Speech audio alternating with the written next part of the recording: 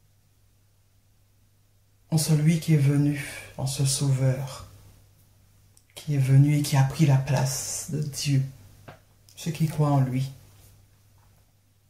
Comment sont-ils traités de l'autre côté?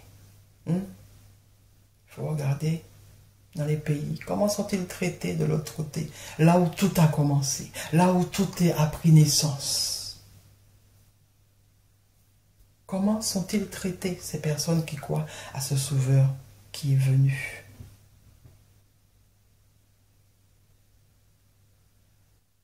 On doit se poser la question. Le mauvais esprit de l'Éternel, Satan, au début, était au service pour les hommes soi-disant inspirés, était au service de Dieu.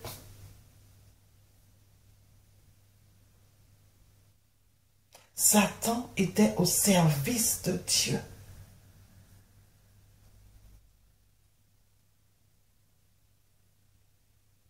Je n'arrive pas. Quand j'ai écouté cette vidéo cette semaine, je me suis dit, waouh. Mais attendez, depuis le temps, j'ai jamais fait attention à ces versets. J'ai jamais compris ces versets. Et cette semaine, quand ce pasteur parle de cette partie de versets pour affirmer que Satan est au service de Dieu, ce pasteur qui croit en Jésus, du côté de l'Afrique, parce que, voilà, l'Afrique, c'est le berceau de l'humanité, on nous a dit. C'est le berceau où tout a été inventé. L'Afrique, l'Asie, voilà. Allez par là. C'est là où tout a été inventé. C'est eux qui connaissent la réalité.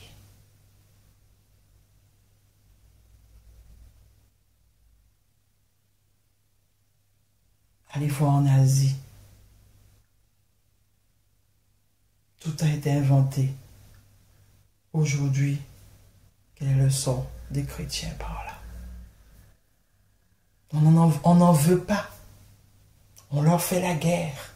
Et pourtant, c'est là où tout a été construit. Alors pourquoi vous faites la guerre?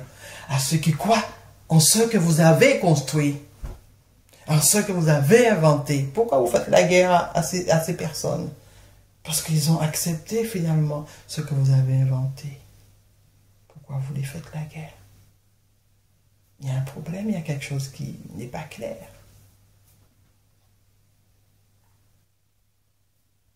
Les hommes ont tout créé, les hommes ont tout inventé.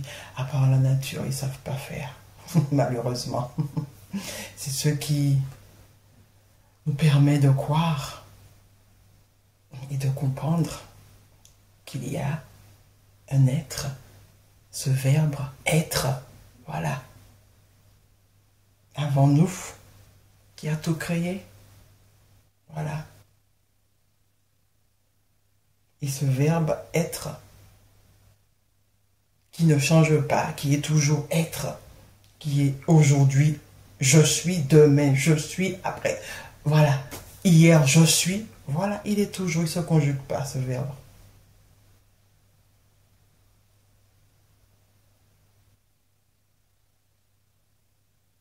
On a du mal à y croire, mais c'est comme ça la réalité. Tout ce qui nous entoure nous démontre son existence. A-t-il un nom? Ou l'homme l'a-t-il donné un nom, plutôt? Et c'est cela, mes amis.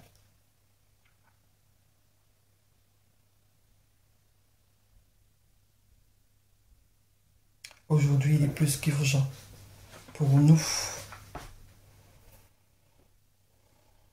de faire face à ces vérités qui nous ont été données. Il ne suffit pas de dire j'ai la foi, et puis je crois, et puis j'attends. Non, il ne suffit plus. Des générations qui nous ont précédés ont fait la même chose. Et jusqu'à maintenant, ils sont dans leur tombe en train d'attendre. En poussière, bien entendu. Ils attendent. Comme nous allons aussi attendre dans la tombe. Voilà, en poussière. Voilà mes amis. des théories ont été écrites, ont été pensées. Nous pensons que. Et au fur et à mesure, les choses changent parce que la pensée humaine, voilà, on change de génération en génération, on change. Les nouvelles versions apparaissent parce que, voilà, on s'était trompé là, mais on va vous dire que, voilà, ça a été révélé. C'est cela. Même dans la mission de l'Éternel, mes amis, la mission de l'Éternel, attends, c'est une mission humaine. Qui séduira Akab pour qu'il monte à tel endroit pour qu'il périsse? La mission même de l'Éternel ressemble à une mission humaine. Attendez mes amis. Lorsque un pays veut conquérir un autre pays, veut tuer un responsable, ils sont en guerre, qu'est-ce qui va se passer mes amis? Qu'est-ce qui se passe? Il faut bien envoyer des traites. Il faut bien envoyer des traites pour pouvoir semer la zizanie, voilà, tromper l'ennemi, et puis on emmène l'ennemi là où on veut qu'il aille. Mission humaine. Mais on nous fait quoi? Miché, j'ai vu. J'ai vu. Tu as vu quoi, Miché? Tu as vu quoi? L'Éternel, c'était qui? Sur quel trône que l'Éternel était assis? Sur quel trône? Dans les cieux. Oui, ouais. Les cieux de la pyramide mondiale. Parce que je vous répète, hein, je vous répète, encore une fois. Les cieux, cette pyramide-là, vous voyez? La pyramide mondiale. Il y a les cieux en haut et il y a la terre en bas. D'accord? Les cieux, celui qui est assis sur le trône, celui qui règne en maître dans notre monde. Et la terre, c'est nous. Les ignorants et puis les croyants. C'est nous. Nous sommes sur la terre. Voilà. Nous sommes dans l'enfer. Là, il n'y aura pas de paradis, parce que le paradis est dans les cieux, mes amis. Le paradis est dans les cieux, et puis sur la terre, c'est l'enfer. Vous voyez bien que sur la terre, c'est l'enfer quand même. Le peuple, c'est l'enfer, quand vous regardez. Et puis ceux qui sont au paradis, ceux qui sont dans les cieux, c'est le paradis, ils vivent le bonheur. Et puis ils vous disent, ils vous ont préparé, ils vous ont concocté un livre qui vous dit que votre paradis à vous n'est pas sur la terre. Non, votre paradis à vous, c'est après la mort. Non mais je ris aujourd'hui parce que je suis libre de ces conneries. Voilà, c'est pour ça que je ris aujourd'hui. Mais notre paradis, c'est après la mort. Alors ne vivez pas ici. Acceptez vos souffrances, acceptez voilà, les injustices, acceptez tout, parce que le paradis pour vous, c'est après la mort. Quand il va revenir, celui qui a été inventé en Orient, quand il va revenir, vous allez avoir le paradis, vous allez vivre au paradis. Mais acceptez votre situation. Bon, j'arrête de parler, parce que ça va, non. J'arrête, parce que non, c'est horrible. Hein. Aujourd'hui, non, mais j'ai pleuré au début, hein, vraiment. J'ai pleuré quand j'ai commencé à comprendre, parce que c'est horrible. C'est horrible quand on fait face à la vérité, quand on la questionne, cette vérité qui nous a été donnée. Il faut la questionner, il ne faut pas avoir peur de la questionner, mes amis. Il faut arrêter avec ce qu'on nous a dit avant, avoir la foi. Et puis on voit les incohérences, mais on continue. Il faut avoir la foi, et puis on continue. Non. La foi ne suffit pas. Il faut comprendre aussi. Il faut trouver les incohérences de la parole dite sainte. Qui a dit que la parole était sainte? Des hommes encore. Toujours des hommes qui décident les choses. Voilà, mes amis.